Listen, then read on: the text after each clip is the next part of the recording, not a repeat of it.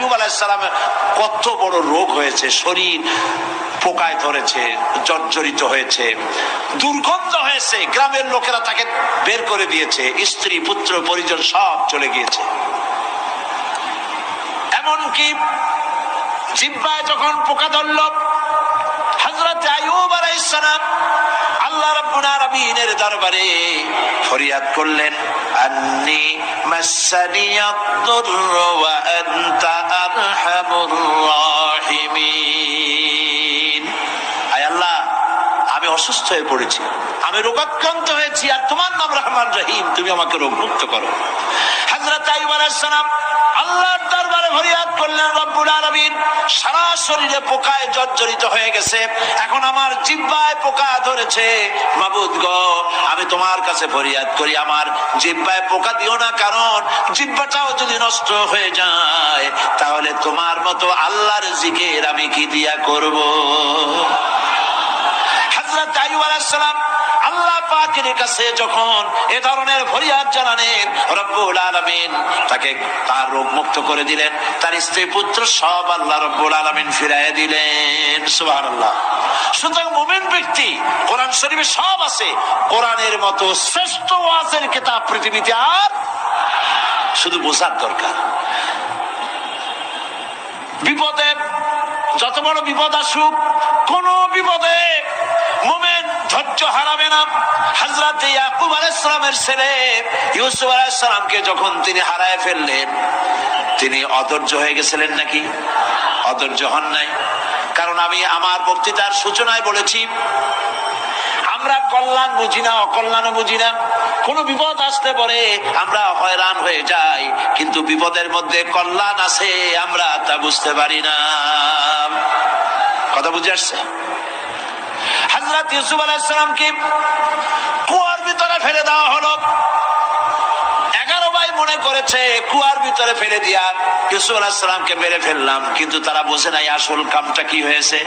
এটা তো কুয়া নয়, এটা একটা টানেল, এটা একটা সুড়ঙ্গ। একদিকে কেনান হলো তার এক মুখ, ওই সুড়ঙ্গের এক মুখ হলো কেনানের।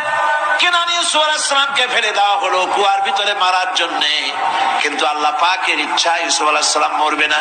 এই টানেলের অপর প্রান্ত মিশরের সিংহাসনের টানেলের এপার দিয়া ইউসুফ আলাইহিস সালামকে ঢুকালেন, অপর প্রান্তে মিশরের সিংহাসনে ইউসুফকে আল্লাহ বসাইয়া দিলেন। হযরত ইয়াকুব ছেলের জন্য অধৈর্য হলেন না।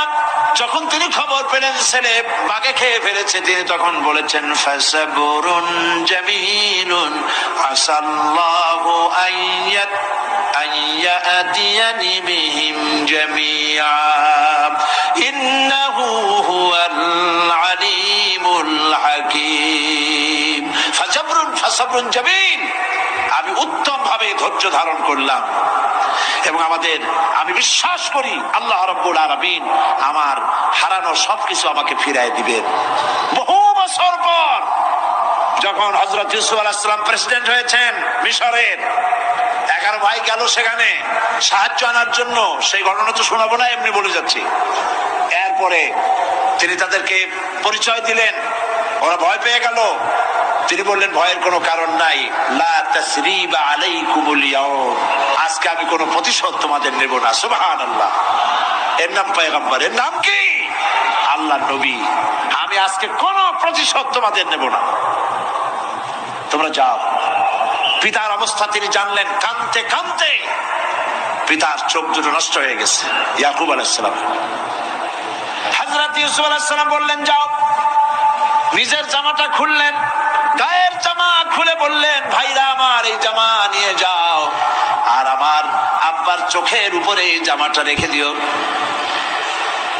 ছেলেরা যখন হযরত ইউসুফ আলাইহিস সালামের জামা নিয়ে মিশর থেকে রওনা করেছে, গল্প নয়, উপন্যাস নয়, আল্লাহ পাক কোরআন শরীফে সূরা ইউসুফে বলেছেন, জামা নিয়ে মিশর থেকে রওনা করেছেন। কোথায় মিশর আর কোথায় কেনান? কেনানে বসে হযরত ইয়াকুব আলাইহিস সালাম বলছেন, তোমরা যদি আমাকে মতিভ্রম পাগল যদি মনে না করো, তাহলে একটা কথা বলি, আমার নাকে এখন আমি ইউসুফের গন্ধ পেতেছি। তোমরা যদি আমাকে মতিভ্রম না করো, তাহলে আমি বলি আমি কিন্তু ইউসুফের গন্ধ পেতেছি। সুবহানাল্লাহ। হযরত ইউসুফ আলাইহিস সালামের জামা এনে ভাইরা যখন হযরত ইউসুফের চোখের উপরে রেখে দিলেন, হযরত ইয়াকুবের দুটো চোখ সাথে সাথে আল্লাহ ভালো করে দিলেন। ফাসবরুন জামিল, ধৈর্য ধরো। ইমানদার ব্যক্তি আশার উপরে তার জীবন বাঁচে, কারণ যত বড় বিপদ আসুক না কেন আশ্রয় পাওয়ার একটা জায়গা আছে, তার নাম হলো আল্লাহ। নাম কি? বলেন আল্লাহ। সবাই বলেন আল্লাহ আল্লাহ আল্লাহ আল্লাহ। হযরত ইউনূস আলাইহিস সালাম মাছটাকে গিলে ফেলে দিল, মাছটাকে গিলে মাটির অতল তলদেশে চলে গেছে। এত বড় বিপদ পৃথিবীর কোন মানুষের হতে পারে নাকি? বলেন, কি বলেন? মাছের পেটের ভিতরে জানালা নাই, দরজা নাই, বেরোবার কোনো পথ নাই, মাছ গেছে পানির অতল তলদেশ।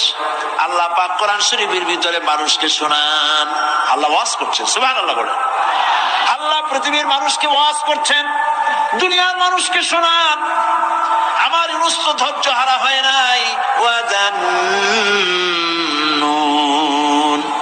ইয যাহাবা মুগাদিবান ফাযান্না আন লান নাকদির আলাইহি ফানাদা ফিয-যুলুমাতি আন লা ইলাহা ইল্লা আনতা সুবহানাকা ইন্নী কুনতু মিনাজ-যালিমিন।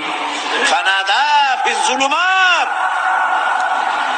জমায়ে কাসির, ত্রিবিধ অন্ধকারের ভেতর থেকে হযরত ইউনূস আলাইহিস সালাম চিৎকার মারলেন। মাছের পেটের অন্ধকার, পানির অন্ধকার, রাতের অন্ধকার, ত্রিবিধ অন্ধকারের ভেতর দিয়ে মাছের পেটের মধ্য দিয়ে ইউনূস আলাইহিস সালাম চিৎকার মারলেন।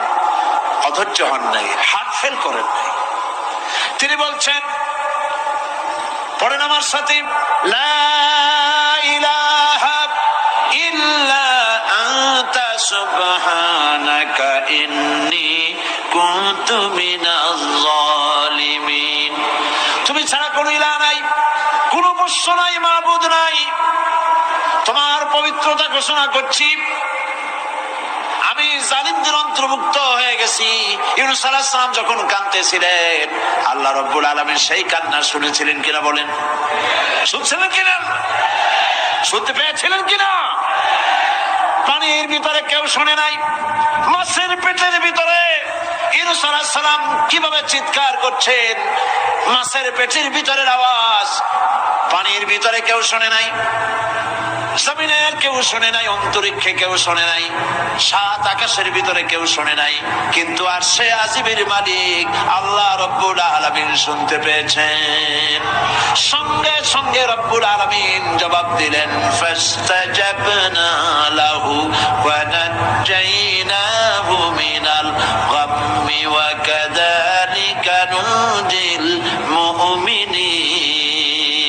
পড়েন, ফাস্তাজাবনা লাহু ওয়া নাজ্জাইনাহু মিনাল গাম্মি ওয়া কাযালিকা নুনজিল মুমিনিন। আমি ইউনূসের ডাকের জবাব দিলাম। কে বলতেছেন? বড় করে বলেন, কে বলছেন? আল্লাহ, সুবহানাল্লাহ। আপনারা কি ভয় পাইছেন? ভয় পেয়েছো মুসলমান? আল্লাহ রাব্বুল আলামিন বলেন, আমি আমার ইউনূসের ডাকের জবাব দিলাম। শুধু জবাব দেই নাই, আমি ইউনূসকে তার মাছের পেটের ভিতর থেকে বাঁচাই দিলাম। মাছের পেটের মধ্যে বেদনা শুরু হয়ে গেল, এমন বেদনা হয়েছে মাছ এখন বমি না করে পারে না। কথা বুঝতে পেরেছ? মাছ এখন বমি না করে পারে না। পানির উপরে মাছ ভেসে উঠল। আল্লাহ কোরআন শরীফের ভিতরে বলছেন, মাছ সাতরায়া কিনারায় চলে গেল, ইউনূস আলাইহিস সালামকে বমি করে ফেলে দিল। ইউনূস আলাইহিস সালাম বেঁচে গেলেন। আল্লাহ পাক বলেন, শুধু ইউনূসকে বাঁচাইলাম না, বরং আমি সকলের জন্য আশার বাণী শোনাই। শোনো মুমিনেরা, ওয়া কাযালিকা নুনজিল মুমিনিন। মুমিন বান্দা যারা, যত বড় বিপদ আসুক আমারে ডাকো, আমি বিপদ দিয়ে বাঁচাই দেব। সুবহানাল্লাহ। বিপদ থেকে আমি বাঁচাই দেব। আল্লাহ পাক বলেছেন ফাইন্না মাআল উসরি ইউসরান, ইন্না মাআল উসরি ইউসরা। জেনে রাখো, দুঃখ এবং কষ্টের পরে রয়েছে সুযোগ সুবিধা, আর অসচ্ছলতার সাথে রয়েছে উদার সচ্ছলতা। যত বড় বিপদ আসছে, এই বিপদের পরে আল্লাহ পাক তার গোলামদের উপরে রহমত নাজিল করবেন ইনশাআল্লাহ। সুতরাং ঈমানদার লোকেরা, তাদেরকে আল্লাহ পাক বলছেন কোনো ভয় নাই, কোনো চিন্তা নাই, যত বড় বিপদে পড়ো আমারে ডাকো, আমি ডাকের সাড়া দিয়ে দেব। সবাই আল্লাহরে ডাকেন, সুবহানাল্লাহ ওয়ালহামদুলিল্লাহ লা ইলাহা ইল্লাল্লাহ। জোরে পড়েন সুবহানাল্লাহ ওয়ালহামদুলিল্লাহ লা ইলাহা ইল্লাল্লাহ, সুবহানাল্লাহ ওয়ালহামদুলিল্লাহ।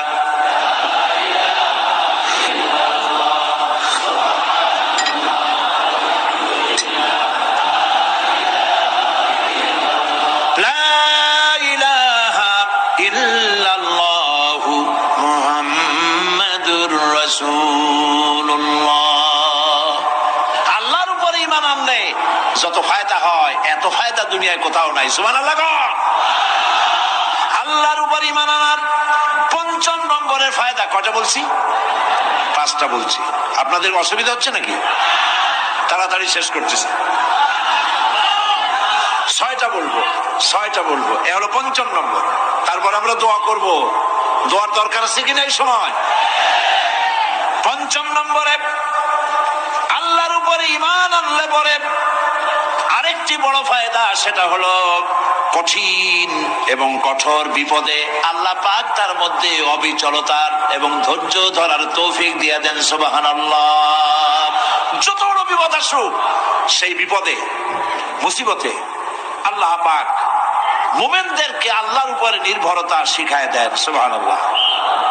কারণ মুমিনদের জানা আছে যে ঈমানদারদের বিপদ নতুন কিছু নয়, একেবারে আদম আলাইহিস সালাম থেকে শুরু হয়ে আসছে।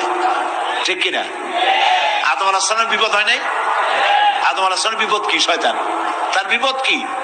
শয়তান ছিল বিপদ। প্রত্যেক নবীর সময় মানুষের নবীদের কষ্ট দিছে, দেয় নাই?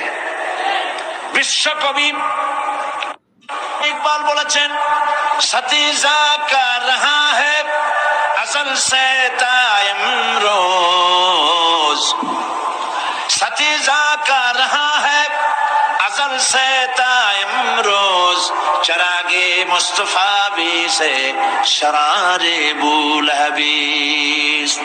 আবহমান কাল থেকে শুরু করে মুহাম্মদ সাল্লাল্লাহু আলাইহি ওয়াসাল্লামের চেরাগকে, নূরকে, ঈমানকে, ইসলামকে লিভায় দেওয়ার জন্য আবু জাহেলের গোষ্ঠীরা চিরকাল চেষ্টা করেছে। সব চেষ্টা কর্পূরের মতো উড়ে গেছে, মুহাম্মদ সাল্লাল্লাহু আলাইহি ওয়াসাল্লামের চেরাগ টিম টিম করে জ্বলতে রয়েছে।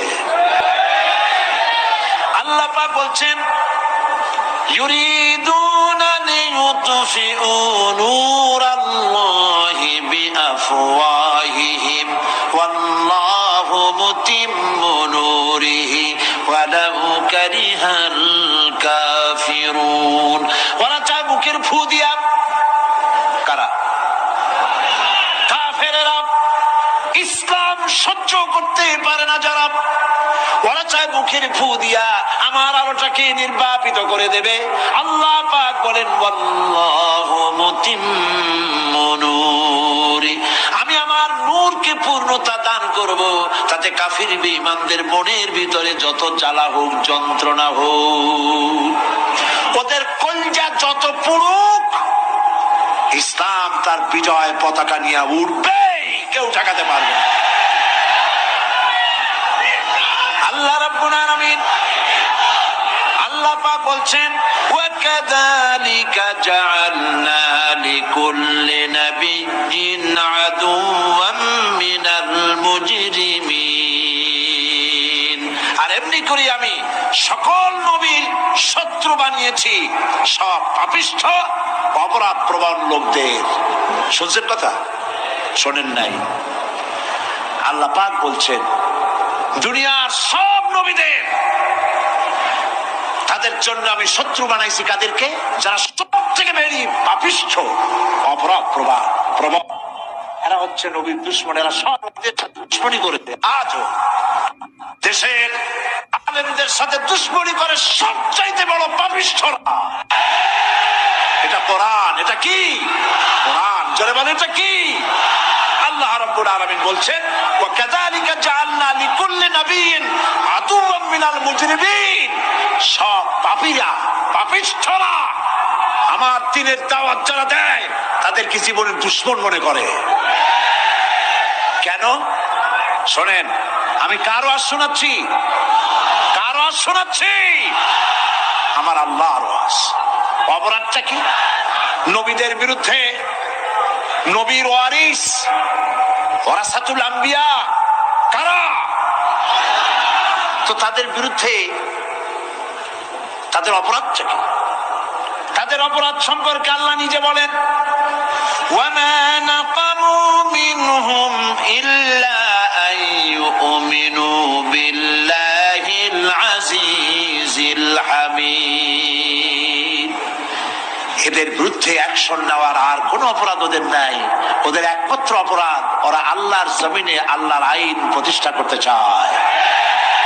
এটাই হচ্ছে অপরাধ। এই অপরাধে নবীদের শাস্তি হয়েছে। নবীরা মার খেয়েছেন, সাহাবায়ে কেরাম মার খেয়েছেন। আমরা তো সাহাবায়ে কেরামের জুতার ধুলার সমানও নই। সুতরাং এগুলি আমাদের পাওনা। এই রক্তের বিনিময়, জীবনের বিনিময় আল্লাহ পাক তার দ্বীনকে প্রতিষ্ঠা করবেন ইনশাআল্লাহ। হযরতে খাব্বাব, বুখারী শুনুন, বুখারীর হাদিস। আমি কোনো কথা বানিয়ে বলি না। আমি লেখাপড়া করি, পড়াশোনা করি, চোখে দেখি, তারপরে কথা বলার চেষ্টা করি। বাজে গপ্প কিস্সা কাহিনী বলার অভ্যাস আমার কোনো কালে ছিল না, নাই। রাসূল কারীম সাল্লাল্লাহু আলাইহি ওয়াসাল্লামের মতো মানুষ, ওনার মতো মানুষ, আহারে, তার চাইতে শ্রেষ্ঠ মানুষ কি পৃথিবীতে আছে? তিনি মার খাইছেন না খান নাই? আহা, কিভাবে তাকে মারলো! গলায় চাদর দিয়ে পেঁচাইয়া আছাড় মেরে ফেলে দিয়ে তারপরে তাকে প্রহার করা হয়েছে। আবু জাহেল মেরেছে, বেহুশ হয়ে গেছেন হুজুর। হযরত হামজা তখনও কাফের ছিলেন। শিকার থেকে ফিরে এসে মুহাম্মদ সাল্লাল্লাহু আলাইহি ওয়াসাল্লামের অবস্থা দেখে পায়ের রক্ত মাথায় উঠে গেছে। আপন ভাইয়ের ছেলে, আর এমন ছেলে। চলে গেলেন আবু জাহেলের বাড়ি, বললেন, আবু জাহেল, তুই নাকি মুহাম্মদ সাল্লাল্লাহু আলাইহি ওয়াসাল্লাম মারছিস? কেন মারলি? তিনি তো ভালো কথাই বলেন, সব সময় বলেন, সত্য কথা বলো, মানুষের উপকার করো, এতিমকে আশ্রয় দাও। এত সুন্দর সুন্দর ভালো ভালো কথা বলেন, তার মতো ভালো মানুষ তো দুনিয়ায় দেখি নেই। মারলি কেন? তুই কি মনে করছিস যে আব্দুল্লাহ মারা গেছে বলে এতিম হয়ে গেছে মুহাম্মদ সাল্লাল্লাহু আলাইহি ওয়াসাল্লাম? তোর মনে রাখা উচিত, আব্দুল্লাহ মারা গেছে, হামজা মরে নাই। হযরত হামজা ধনুক বাইর করলেন, এক বাড়ি মারলেন মাথার উপরে, মাথা ফাটা রক্ত বেরিয়ে গেল। হামজা হন হন করে হেঁটে এলেন রাসূলের কাছে। হুজুরের অসুস্থ দেহ মোবারক কোলে উঠায় নিয়ে বললেন, বাবা। তার মস্তক মোবারক কোলে উঠায় নিয়ে বললেন, আমি আবু জাহেলের মাথা ফাটিয়ে রক্ত বের করে দিয়ে আসছি, তুমি একটু খুশি হও। হুজুর বললেন, চাচা, কার মাথা ফাটাইছেন, কার রক্ত বের করেছেন, এই কথা বলে তো আমাকে আপনি খুশি করতে পারবেন না। তিনি বললেন, বাবা, তুমি কি হলে খুশি হও? তিনি বললেন, আমি খুশি হই চাচা, তোমার মুখে যদি একটা বার আমি ঈমানের কলেমা শুনতে পাই। হযরত হামজা বললেন, মুহাম্মদ সাল্লাল্লাহু আলাইহি ওয়াসাল্লাম, আমার বুঝতে মোটেও কষ্ট হয়নি, তুমি কোনো সাধারণ মানুষ নও। সাধারণ মানুষের প্রতিশোধে তুমি বিশ্বাসী হতে, খুশি হতে, প্রতিশোধে বিশ্বাসী হওনি। তুমি অবশ্যই আল্লাহর নবী। আমি আল্লাহকে সাক্ষী রেখে, আমি তোমাকে সাক্ষী রেখে ঈমানের কালেমা ঘোষণা করছি, লা ইলাহা ইল্লাল্লাহু মুহাম্মাদুর রাসূলুল্লাহ।